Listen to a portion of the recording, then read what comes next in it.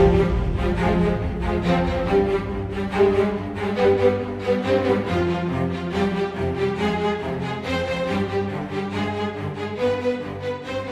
of Iron may be marketed as a grandiose story-based adventure, but when you start digging into the layers of this product, you see that there are occasional golden gems underneath many, many layers of purposefully and sometimes poorly manufactured grinding. Those gems are in the form of community-uncovered secrets, exotic quests that cause veteran players like myself to reflect on the years spent in this world, and occasionally we get a peek into the backstory of Destiny's Iron Lords. It's those layers of strangely implemented grinding and the abrupt end to the campaign that hold back Rise of Iron from being the spectacle it could have been.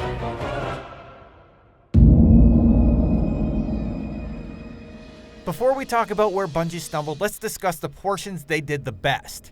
Yet again, the raid is fantastic, not only because it's another showcase of Bungie's technical aptitude when it comes to building 6-man challenges on a console, but also because the artistry on display is awe-inspiring for a shared world shooter. Be it the Zamboni careening off a cliff into the water below, or the ominous red room you head towards, letting you know that you're about to enter a major encounter, the artwork on display is exquisite. The mechanics are fairly easy, but will require precise teamwork. After my team completed the puzzles a few times, we could complete the normal raid in about 50 minutes. The hard raid expanded that to about an hour and a half. The best part of the raid, in my opinion, is the final boss, not only because of the spectacle laid out for raid teams entering for the first time, but also because the mechanics force semi-unique roles for each of the participants. Calling out empowerment, adjusting placement, tethering for damage phase. It all kind of comes together for this fun encounter that challenges you and rewards you greatly. The Gjallarhorn, Kvostov, and Outbreak Prime exotic quests are perfect examples of Bungie excelling in 3 respects. The first is their storytelling in the Gjallarhorn and Kvostov missions. Lore previously squirreled away in their terrible grimoire system are on display here, like during the Gjallarhorn quest, which allows you to hear about the past history of the tower. Kvostov expands upon that, offering a callback for Guardians who spent the last 2 or more years playing, with a genuinely touching scene at the end of the quest. The second part where they excel is the gameplay associated with each mission. They start fairly standard, but the finales of each are a lot of fun to partake in, and while they build on the lore, you're challenged to use your skills and newly acquired weapon to destroy your enemies. And the third reason it's great is because of that gameplay section. Here you not only acquire your new weapon, but you have the opportunity to try it out for the first time and get a feel for how it fires. It's a great example of the game teaching you something through gameplay and not a tutorial. I've explained why I love the Gjallarhorn and Kvostov, but the third exotic quest I have to mention is Outbreak Prime. Yes, I left the best for last. You see, in the raid there are a set of monitors that when activated will unlock the quest for this weapon, but the final monitor was hidden away in a seemingly empty room. It wasn't until Redditors and players got together online and figured out that there's more here. People started posting videos of a monitor-like sound coming from the cube, and snipers would scope in and show cracks in the center object. Stumped, the hive mind of the internet eventually figured out that you could stand on a certain set of cylinders, which would activate TVs in the previous room, that would then give you a set of binary codes you need to convert into numbers, which told you the row and cylinder each player would need to stand on. Once that's solved, the cube opens and the mystery becomes a bit more straightforward, but being there to solve this mystery moments after Datto, Reddit, and the internet cracked the case was something pretty amazing, as you can probably tell from this reaction. There we go. Oh my god! Oh my god! Yes! These are the stories and community building exercises that really make me come back again and again to Destiny, because there's nothing quite like it. Easter egg-like mysteries that are just complicated enough to make us feel smart when we come together to solve the puzzles like this one are superb. Also spectacular are the cutscenes in the game's campaign. They've always been stunning, and the story in Rise of Iron does a good job of showing us what the team is capable of. But we are getting into the middling categories of Rise of Iron. Yes, the scenes look amazing and the campaign culminates with a fairly disturbing but satisfying close. However, we don't really get to dive into the backstories presented by each of the new characters. Saladin opens up briefly, but the next thing we know, the story is over and we've only learned a little bit more about his past. We're also introduced to other new characters that little is revealed about, and it's a problem. Bungie gets so close to total satisfaction with a great premise, charismatic characters, and a compelling reason to fight evil. Then, after about an hour and a half, you somehow manage to defeat this great evil, and that's it? That is the end of Rise of Iron's campaign? The evil that took out almost all of the Iron Lords is defeated in about an hour and a half, and you know, at best, a little bit more about the characters?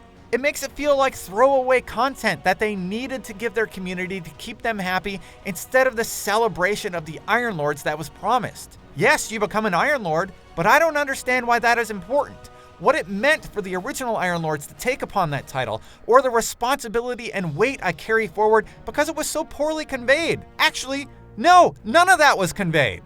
There was so much more that could have been done there, and I'm really sad that they basically gave us 1/10 of a story. And the enemy we're fighting is just a slightly altered version of the Fallen? Give us something actually new.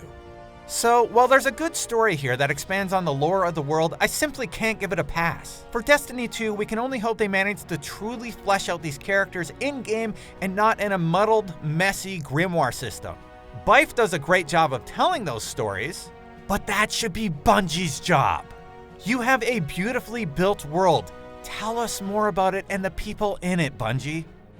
One of the more misleading marketing moves before Rise of Iron was the announcement of private matches. Now, I love private matches and think they're an asset for Destiny fans, but they're not part of the Rise of Iron package. They are totally separate, so they will not be included in the review for the DLC. You see, Bungie and Activision were very smart with the release of this update and made it seem like it was a part of the feature set when in fact it is not. It's a game-wide update that was implemented for all Destiny players regardless of Rise of Iron ownership. Now, the new Supremacy mode and the new multiplayer maps were included with the DLC though. Map-wise, there's the PlayStation exclusive Icarus on Mercury, which is probably the most balanced and well-designed of the bunch, which makes it even more of a crime that it's only on one platform. There's Floating Gardens also on Venus, which has a clunky upper area, which I do everything I can to avoid, but a back section where the gameplay evens out and you can really begin to gel as a team. Last Exit on Venus was the first map used for Trials of Osiris, and because of a certain spot where the geometry makes you kind of unsnipeable, I think it was a terrible choice. However, the hallways and cafeteria are where this map wins big time and makes for some frantic action. Finally, Skyline on Mars is another location that's near perfect. There's close quarters on the inside and long straight sightlines on the outside that makes for a sniper and scout playground. I really enjoy this location. Sadly, it's a bit of a mixed bag like with most new multiplayer maps. In my mind, two of these maps reign supreme, Skyline and Icarus, but knock it off with the console exclusivity crap. The new mode you can play is called Supremacy, or as I call it, Shotgun Town. This mode is players fight head to head, but kills will only be credited once a crest is picked up.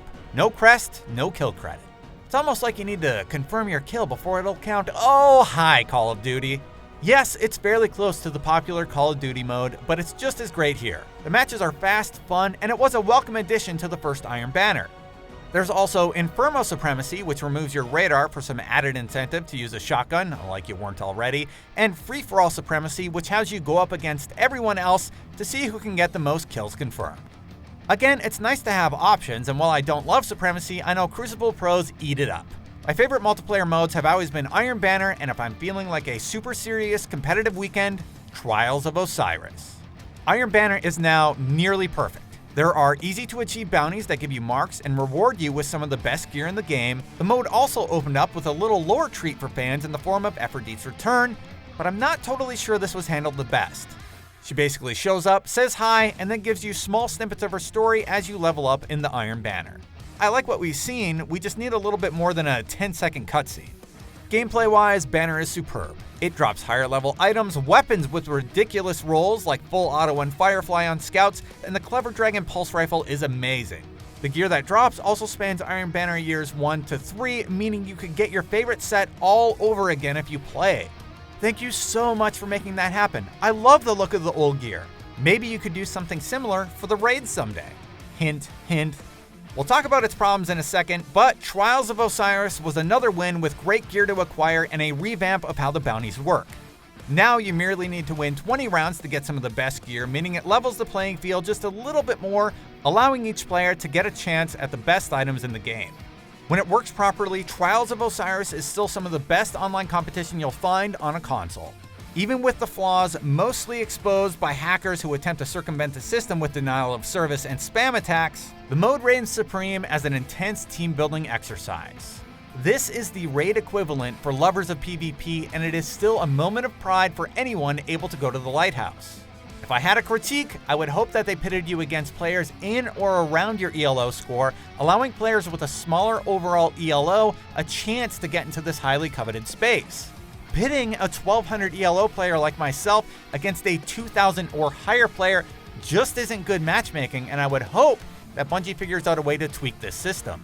I say that because Trials is becoming a club for pro players, and eventually that means you'll have a 100% chance of getting knocked out unless you have someone to backpack you across the finish line. It's not sustainable, and Bungie should figure out a way to matchmake intelligently, still challenge players at their 9th match, but don't pit them against the 10th best player in the world. Yeah, that happened to me. Hi guys, I know how good you are, and I'm not gonna win this match.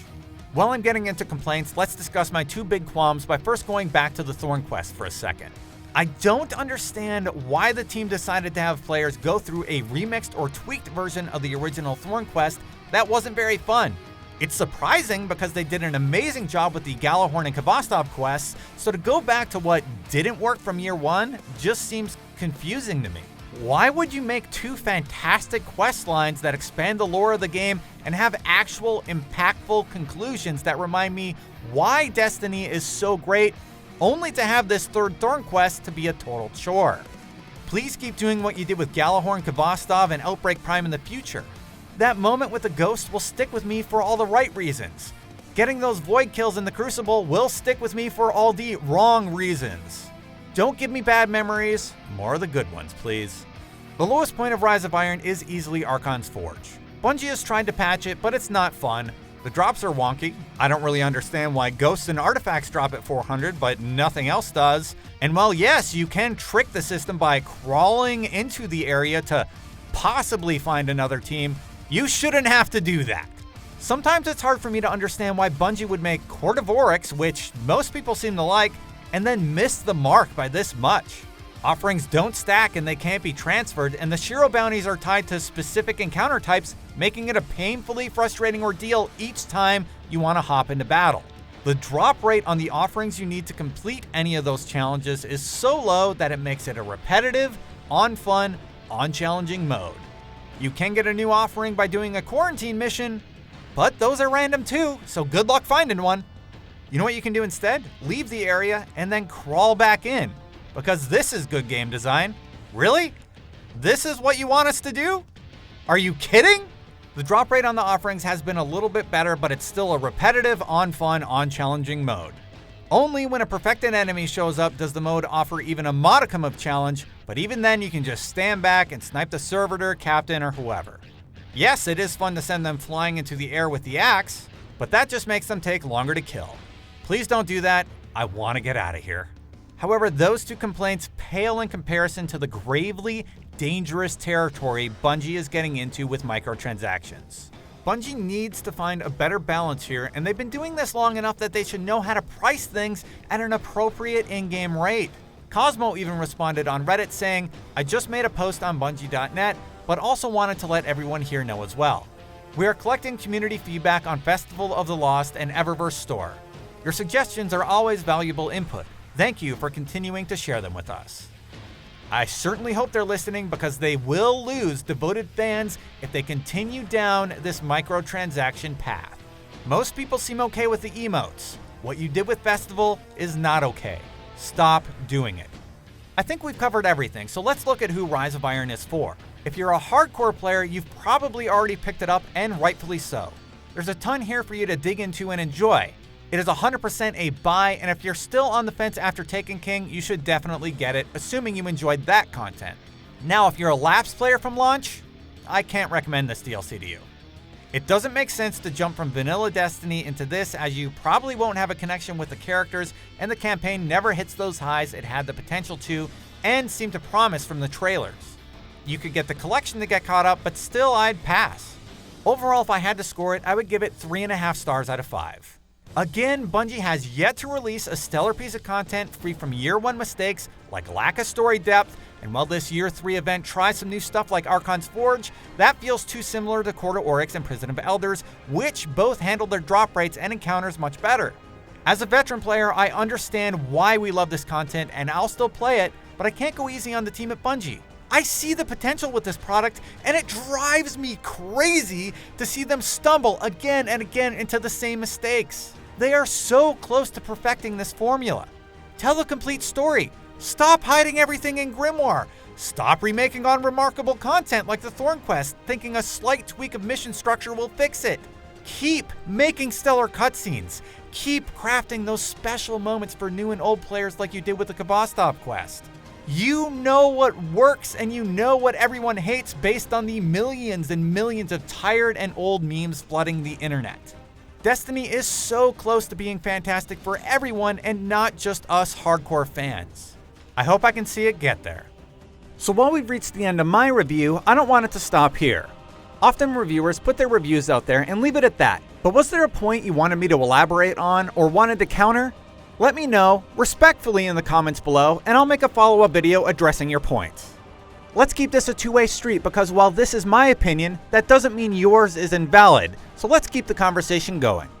Also, what did you think about my review in general? Let me know in the comments below, and until next time, Destin out.